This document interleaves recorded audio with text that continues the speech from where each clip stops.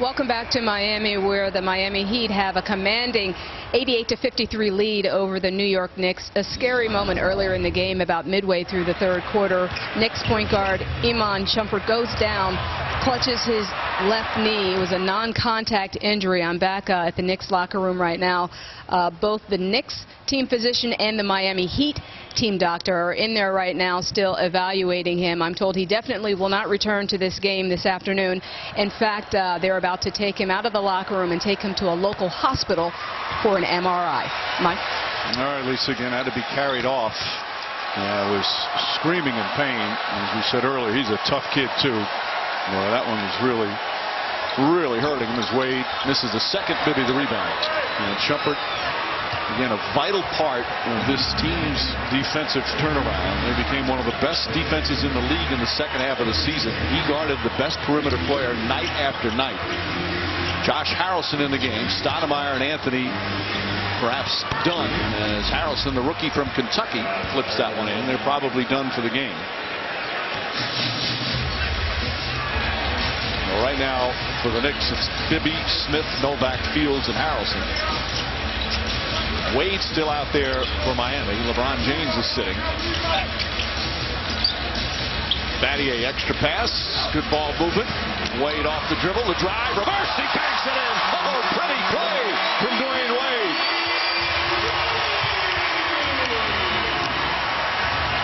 He's got 19. Harrelson will shoot. Harrelson has actually played pretty well. A second-round pick in spot duty. Showing a nice little jump shot, and he's a good young defensive player. Exactly, Mike. He has a game offensively where he can play with others.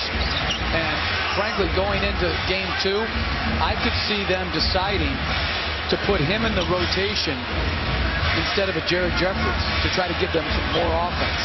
Jeffries' knee is just not right. You could tell the way he was playing. Miller had to put it up. That won't go. Joel Anthony tips it. Wade then tips it out to Chalmers.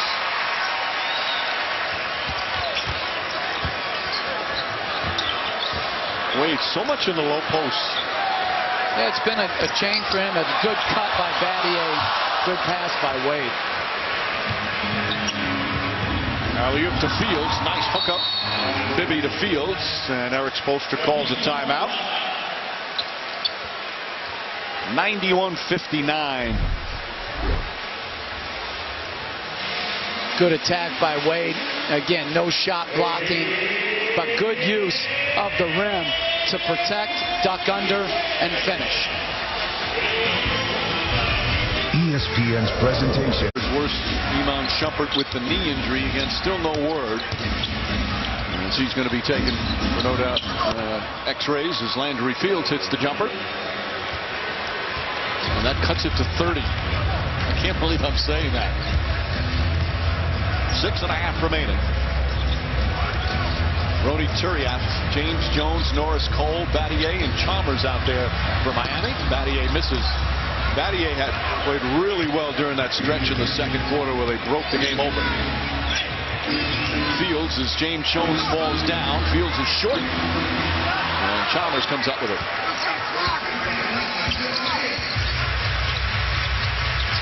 Do you handle a blowout loss like this as a coach differently in the playoffs than you would in the regular season?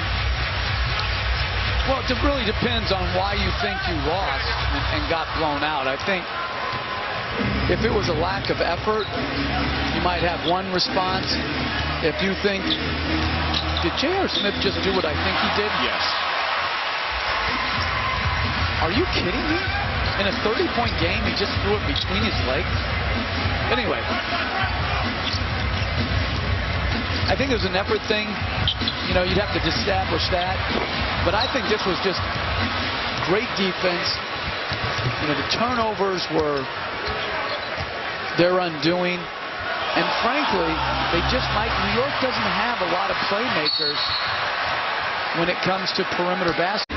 You've got to figure out what you can do better to get him the ball in his spots and without turning it over. They had so many entry pass difficulties tonight as Smith hits another jump shot. They've got to figure out the angles and the spots where they can get him the ball against this denial defense. Again, that's always been a hot topic the last year and a half since Carmelo Anthony was acquired from Denver, as Anthony and Stoudemire finding the right spots, the right spacing to play together. Now you had Tyson Chandler as James Jones hits the jump shot, lead back up to 30. And they didn't get a chance to play a lot together this year. Stoudemire hurt at the end of the season. Anthony was hurt earlier.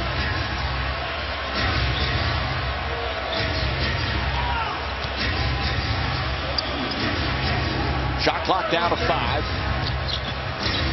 Smith falling away.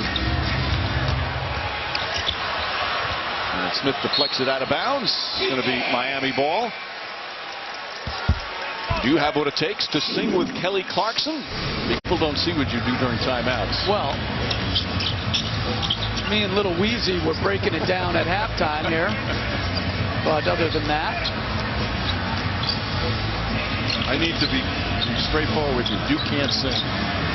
Turiaf blocked from behind. Air ball and a 24-second violation. You can't sing. Turiaf blocked from behind. Air ball and a 24-second violation. There's Weezy. See, when he was hearing me sing, he was breaking it down. Well, many in the crowd heading for the exits now. This one long over. And then at halftime, it was a 23-point lead. Bibby's shot won't go. And now for the Knicks, they'll regroup. Practice tomorrow. Game 2 will be Monday night, right back here. And LeBron James, what a start to this playoffs.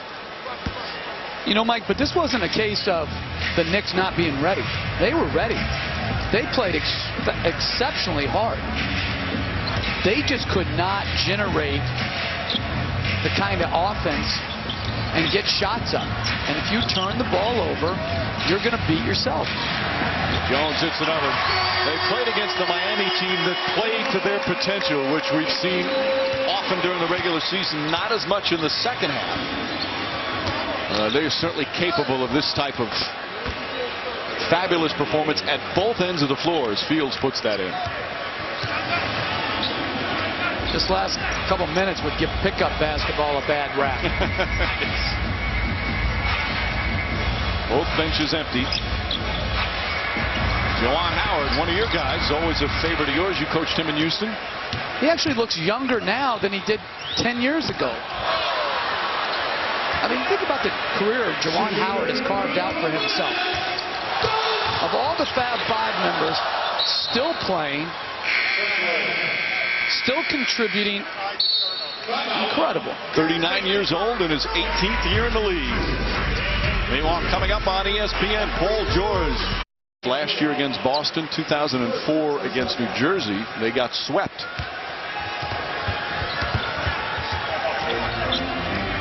Harrelson gets it inside. Novak to Bibby.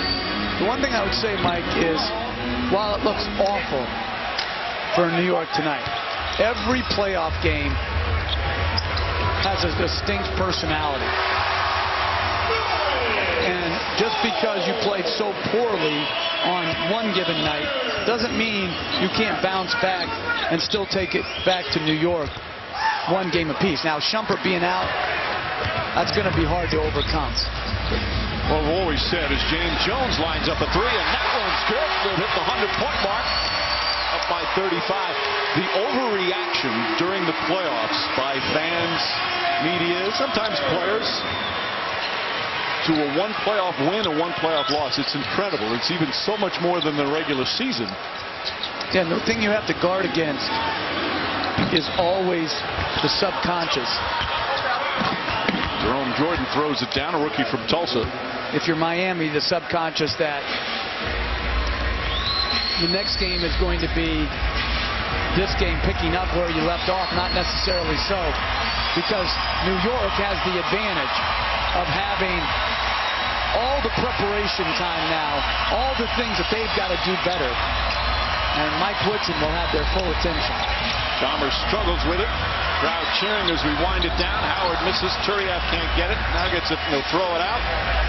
As the Miami Heat close out a sparkling defensive performance as dominant as you can be in Game 1. As they hammer the Knicks, led by LeBron James with another brilliant performance. Final score, the Heat 100 and the Knicks 67. Games with 32. The Knicks turned it over 27 times. So for Jeff Van Gundy, Lisa Salters, and our entire ABC crew, Mike Breen saying so long from Miami. Now except on the West Coast, stay tuned for ABC's World News or your local news over most of these ABC stations. Thanks for watching ABC, home of the NBA Finals. Gives him 27 points. Knicks have just 31 points. Mario Chalmers caps an 8-0 Heat run to start the second half. The triple Miami doubles up New York 62-31. The Knicks trying to stay in the game. They go on a 9-0 run. Carmelo Anthony, the rebound and the putback, cuts the lead to 22. Guys, how hard is it to play in games like this when you are losing by a blowout in Game 1 of a playoff series? Well, it's very difficult, but I thought New York, they tried to stay tough with it, but you then begin to see a few loose balls that they didn't get to, the turnovers there, and that's where it shows in their spirit they gave up. They should have kept fighting hard just to get the game back within 20 to say, hey, even if we were down by 30, we could at least come back and send that message. How about when you're winning by so much, you're doubling up the other team on your home court, a little overly confident possibly? Well, Rob, what Miami has done is they set the tone for the series of this playoffs here by winning convincingly this game here. They did a lot of things well, and when you do that, you